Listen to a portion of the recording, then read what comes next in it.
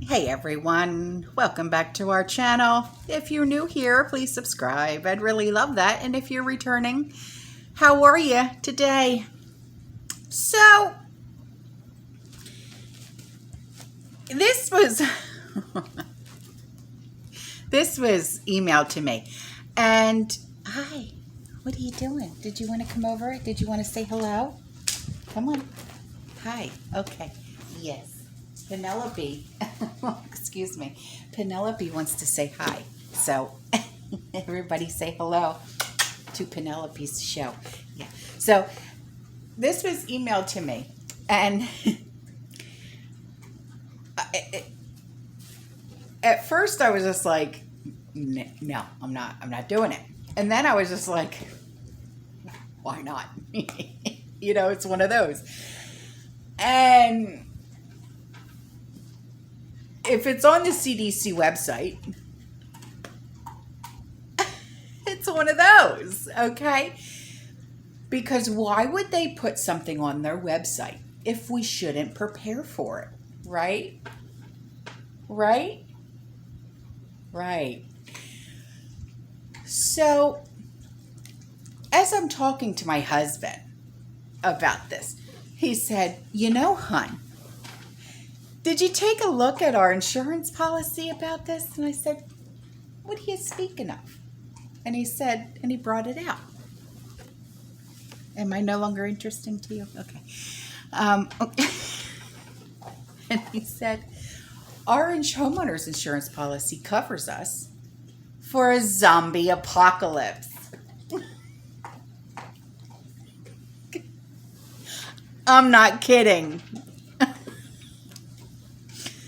So do yourselves a favor and check your homeowner's insurance policy and see if you're covered for a zombie apocalypse. Because Lord knows we're not covered for sinkholes, but we're covered for a zombie apocalypse.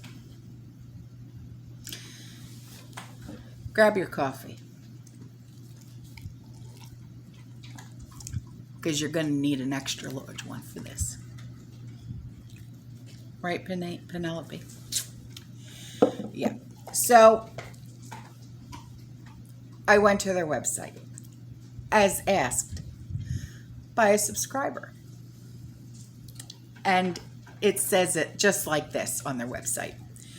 Wonder why zombies, zombie apocalypse, and zombie preparedness continue to live or walk dead on a CDC website? As it turns out, what first began as a tongue-in-cheek campaign to engage new audiences with preparedness messages has proven to be a very effective platform. We continue to reach and engage a wide variety of audiences on all hazard preparedness via zombie preparedness. Are they trying to reach the younger audience? Why would they? So, okay. Then you click on their zombie preparedness link thing, okay? And automatically it says, The Walking Dead fans. Listen, it's a show. It's a good show, all right? Penelope likes it. Don't you, baby? Yeah. And then I would speak, but it gives you a brief history on zombies. We're not going to go into that. But it says to be better safe than sorry. So what do you need before zombies or hurricanes or pandemics, for example, actually happen? Well, how many times have vloggers or bloggers or YouTubers done videos to explain to you in detail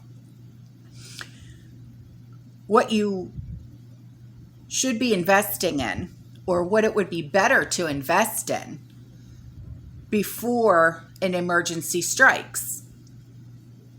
Hundreds, thousands of times, right? And then it goes on.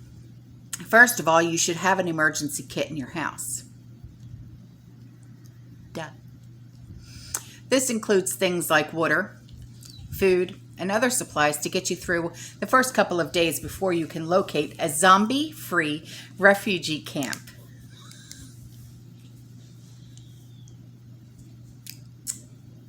You don't say.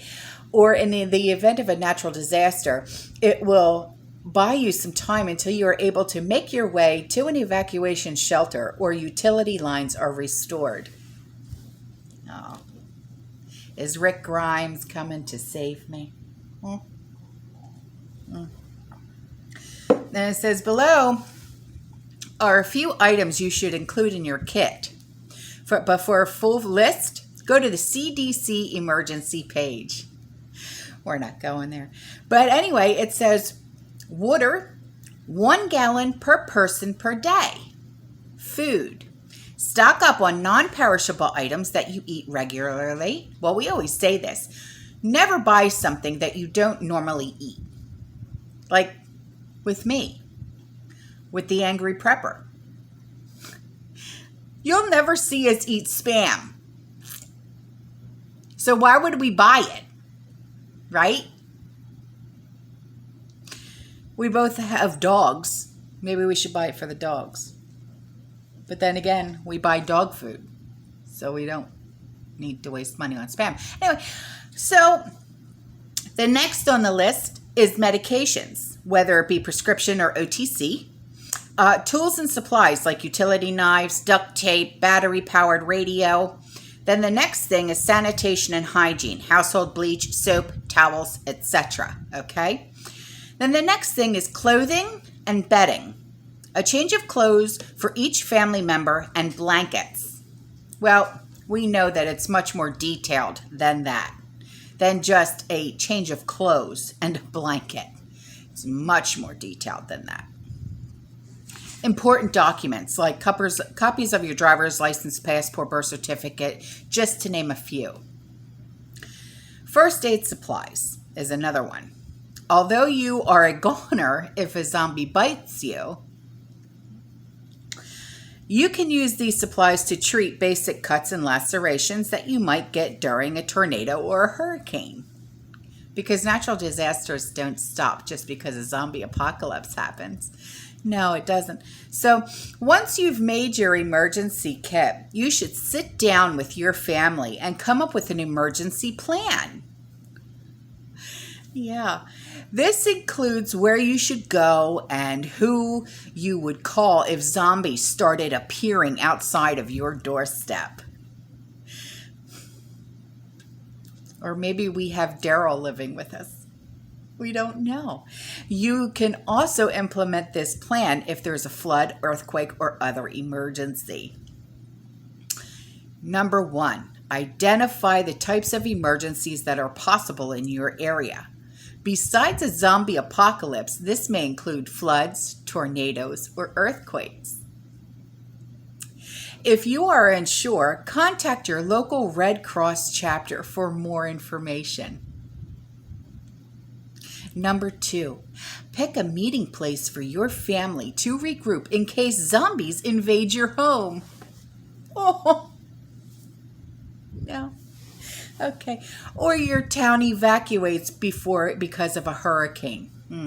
Yeah, we have hurricane shutters, but a lot of places, like the shelters, a lot of like schools will open up and they'll become a shelter for hurricanes and stuff like that. But a lot of people also, we shelter in place. Okay.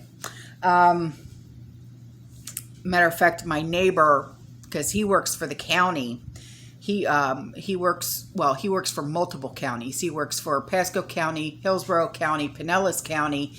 He does water and electrical. And he was just telling me that because hurricane season is upon us, he would, and his wife is a nurse, he would take the kids to the one hurricane shelter, which is a high school in Pasco County. That's also pet friendly, because we were talking, because I said if you need someone to take in your dogs, I would take in your dogs. He's okay, the neighbor, he's Jax's daddy. Ridley's friend Jax. Okay. I told him I would take in his dogs if he ever had to go to work, because I know he works for the county, and he would be automatically summoned, pretty much, him and his wife, and I would, babysit the kids or whatever the case may be, and I would take in the dogs. But he said that they already have a plan in place, so they don't have to worry about trying to do things like that, find like babysitters and stuff like that. I said, okay. But yeah, so anyway,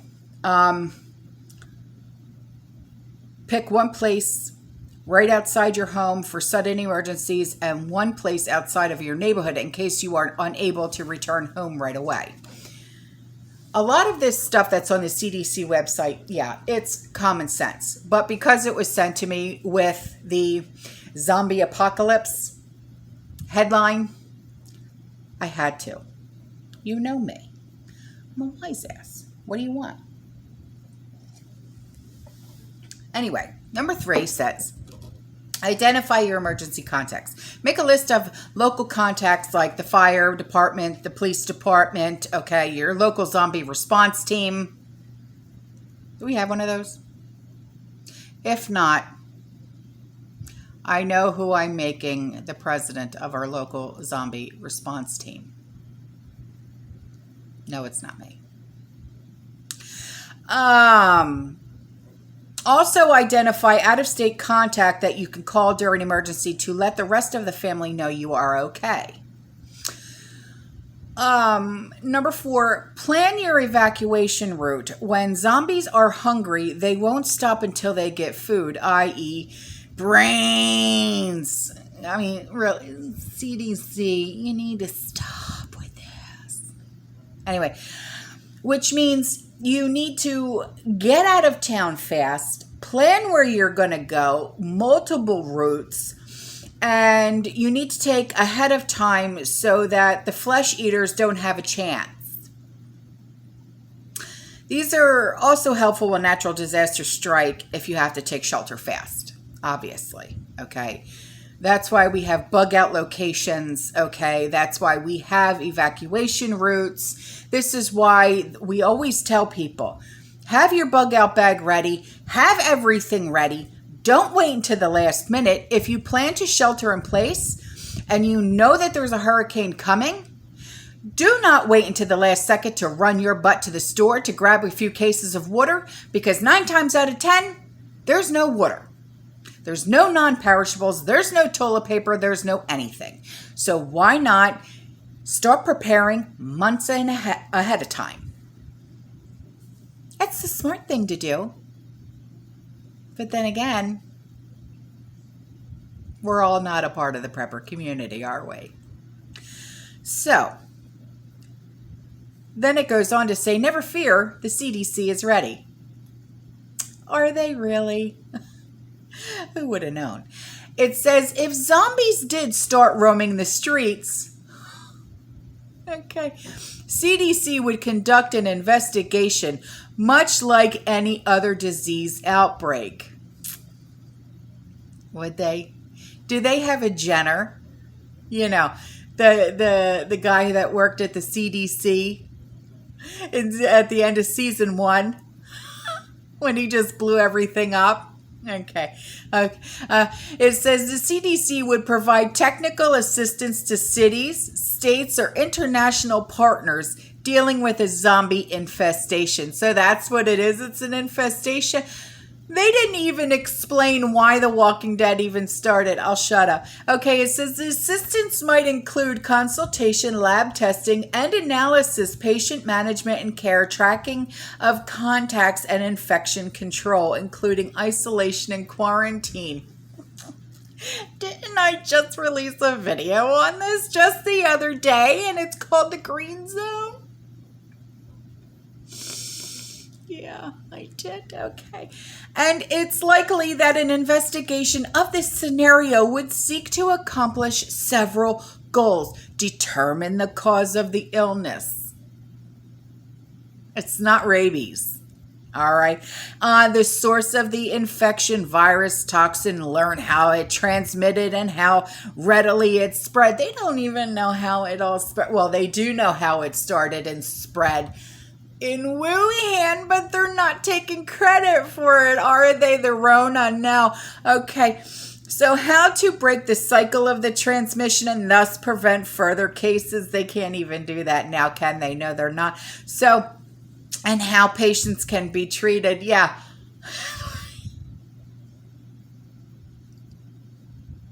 I'm giddy. I am. Because you want to know why? Because this stuff makes me laugh. It's hysterical. It really is.